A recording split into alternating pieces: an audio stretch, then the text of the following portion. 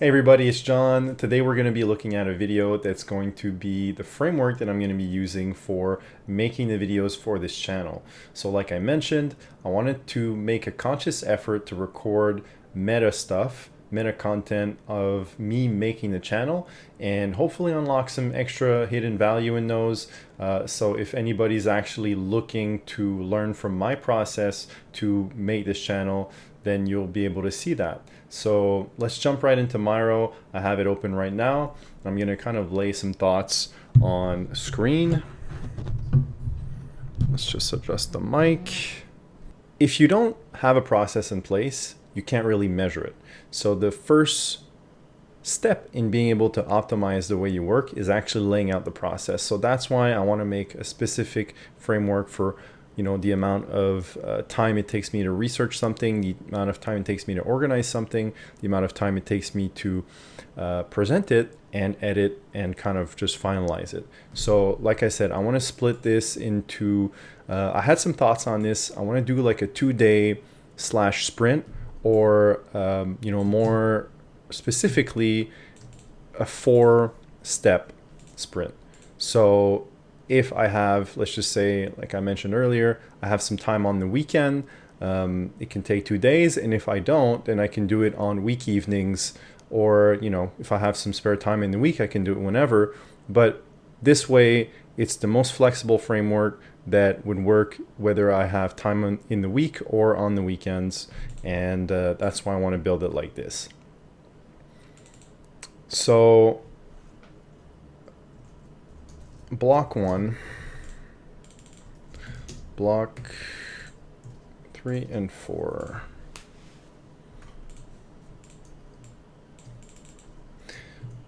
All right, 2-day sprint. We'll just give it a quick name. So that means I'm going to be researching for 4 pieces of content here. Organize,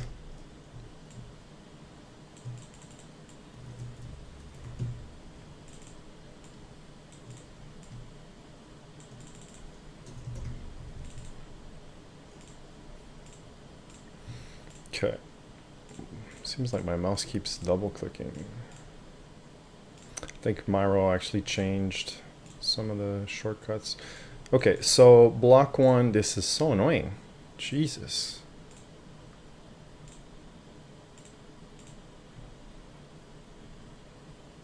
That's why, because it was on touch screen.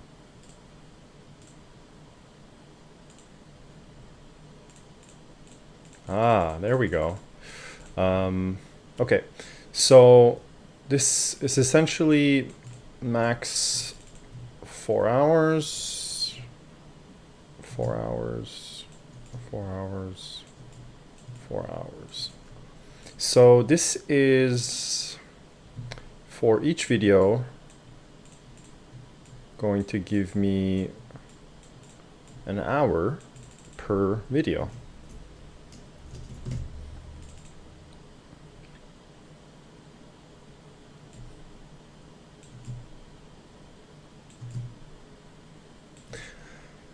Right, that seems respectable. I could even do 1.5 here and do 0.5 there, since editing is much longer than recording. Organizing, that seems realistic. Okay, so that works. And not only can I kind of block everything like this, so I can do 1 evening of just research, 1 evening of just organizing or recording or editing. I can actually go horizontally if I want. So 1 hour for this, for this, for this. Although I'll likely do it like this because from my personal research, doing tasks, similar tasks, one after the other is much faster than doing them horizontally. So what I mean by that is, let's just say you need to assemble something, or no, better yet, actually what I tested it on. In data entry, if you do all phone numbers of, let's just say, 500 contacts, and you're only doing entry on phone numbers, you're going to go much faster if you're looking at the data for just phone numbers and even doing those on 500 contacts than if you do one contact that's first name, last name, phone number, address, postal code, etc., and you do those one by one. If you do all the if you do all the data that has similarity, like you do the first names first, you do the last names, and then you do the phone numbers, all the addresses at the same time, the complexity cost is, I wouldn't say it's that, like, it's drastically lower, but I mean, it's anywhere between 25 to at least 50%. I've even tested this out when I was assembling, believe it or not, IKEA furniture. So I had bought 4 of the same types of dressers, and I did a dresser and another dresser at the same time, where I assembled a dresser and then I assembled the other dresser afterwards. And then with the 2 remaining dressers, I assembled them in a similar fashion. So as I would start the base, I would configure the base for both, and then I would do the drawers for both, then I would do the rest for both at the same time. And the findings and the correlations were very similar from the test that I had ran when I was doing the data entry type measurement. So I'm probably going to do all the researching for the videos at once, all the organizing and planning at once, all the recording at once, and all the editing at once. That way I can actually probably get the most gains in productivity here, and eventually, possibly within the same sprint, be able to add, maybe 6. If we're looking at 40%, for example, and I'm going for 4, that's about 5.6 videos. I might be able to squeeze 6 videos after I've been doing this for a little while in 16 hours. So for my 2-day sprint, that's pretty much what it's going to look like. And I'm going to start cleaning this up a little bit. Okay, so what does research actually mean? Before this, I'm going to have a list of subjects, right? I already have like a quick list I keep on my phone for an idea about a video. For example, innovation by systems thinking, or actually I'd have to look at the list. That's why I have it. I don't remember. Oh yeah, I have a 2020 my workflow type thing. So I just, sometimes I get ideas on stuff I'd like to talk about, and I just keep a list of that. So, and then I'm actually going to bring this here.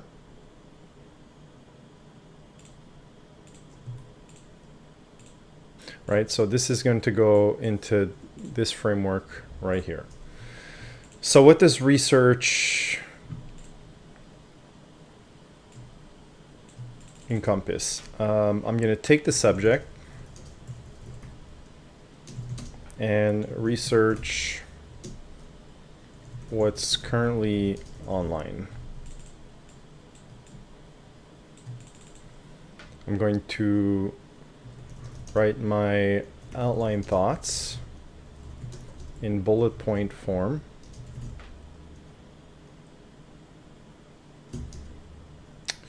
Possibly, 3 to 5 points I want to get across.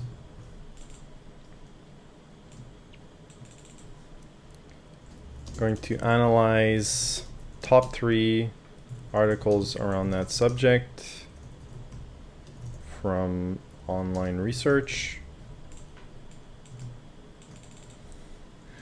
I'm going to find gaps in those articles, or find anything I can further build on. So this is the important point here. What's going to distinguish the content that I'm actually going to put out is the fact that I'm going to identify from what I want to get across if current of the top articles actually give out this information. If they do, are they giving it out to the max value? And if they don't just give it out at all, then I'll be able to really drive home those points in the video. So I'll be adding extra value since it doesn't seem that anybody's kind of talking about it. And if they are, like I said, I'll just add more value to that if it's within my range of knowledge. If not, then, you know, we're kind of going to have to go do some extra research. I'm possibly going to take whatever best source is out there and kind of try and maybe simplify it, right? Maybe it's explained in a way that's complicated. I might add some extra metaphors or some extra personal experiences or stuff like that to make the content a little bit easier to understand. So those are some thoughts for that. I'm actually going to add currently online on Google and YouTube. Okay, so going on gaps, those articles are fine. Anything I can further build on.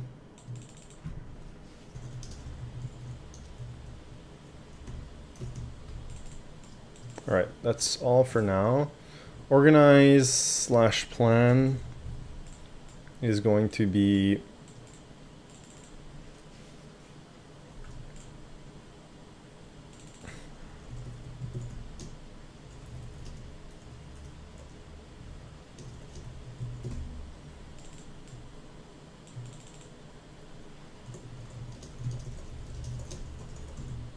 right. I'm going to extract anything that's valuable from existing content. I'm going to create the content from what I wanted to get across. I'm going to kind of merge everything into Miro and break it down into systems or flows. So that's another thing that I really want to try and do is I am very big on not only talking about stuff, but showing it. I'm a very visual person by nature. And if I see a diagram of something explaining, you know, I won't explain it, I'll just show it. You know what? I'm just going to show you something that I already have. Okay, let's take, for example, something I did a little while back, which was my own consultant workflow. So I had, you know, client inquires, I send them to the discovery form, etc., etc. So instead of just talking about these things, I'd rather show it by giving people diagrams or, you know, some sort of framework that's part maybe of a bigger system. All right, so visual systems or flows.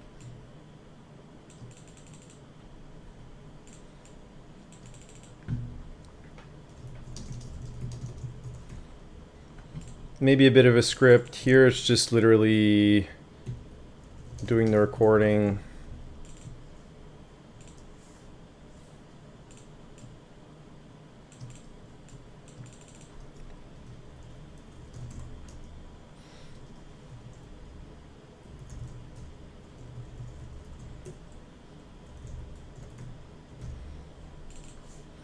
Quick cutaway. Yesterday, when I first started this portion right here, I realized as I was editing the video that I didn't go into enough detail, right? I just left that 2-day sprint, whatever, but I didn't break it down to a weekly goal and recalculate if it made sense. In fact, when I saw it, I was like, that does not make sense. So I actually had recorded me doing this earlier, but the audio was kind of garbage. So I'm just going to do a summary. In the format here, there's one format, which is 6 weeks, 32 hours a week, which is 16 videos per week, and it gives 96 videos. By the time I actually publish this, I'm probably gonna have a couple videos, so I will have 100 videos, even though there's missing 4. So the second format is over 8 weeks, and that's a bit longer. That's taking like the 2 first weeks of December in my mind, which amounts to 24 hours a week of work, 12 videos per week, etc., still gets to 96.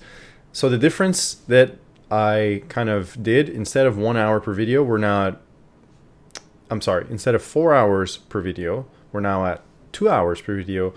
And what I think, the change I made in the workflow, what I think is going to actually make me be able to accomplish this, even though I'm putting half the time, is instead of having just the recording phase here and starting to record, I'm going to record as soon as I start the research and the organizing and the planning. And that way I'm going to summarize my thoughts at the end of that. And it's going to give me additional content as I'm actually making and, organizing the stuff for the video. I'm probably going to have some thoughts. So that's probably also going to create additional videos, right? The ability for me to just split up 1-2 hour session into multiple videos. And if not, then I still reach my goal of making one video every 2 hours. And honestly, we'll have to see. I don't really know the quality that's going to come out of this, but I still want to roll with it for at least, 2 weeks to get in the motion of making it, right? And as I'm making it, I'm for sure going to find ways to optimize my workflow. And I think it's doable. And what the difference is in terms of 100 videos is I want to shift my mindset to the system of actually getting to those 100 videos. So the goal is 2 hours per video. The framework that I'm going to use is part of the system for me to get to my goal, right? So if I follow this, I'm going to get 100 videos. Are they going to be the quality that I want? I don't know. But definitely I'll be able to put some time into refining my workflow to maybe get some additional quality. And then from there, it's the 80-20 rule where, 20% of the, 80% of the results come from 20% of the work. And I'm going to try and stick to that. And if it's really not feasible in terms of what I want to do, I'll just rearrange my my targets accordingly. But that being said, in this case, I'd rather keep my target high. I do think it's realistic. It's just going to depend on the quality of content that actually comes out of that. There's different schools of thought on this. Some people say to always set, realistic targets and don't set them too high because, it's depressing and whatever if you don't hit them.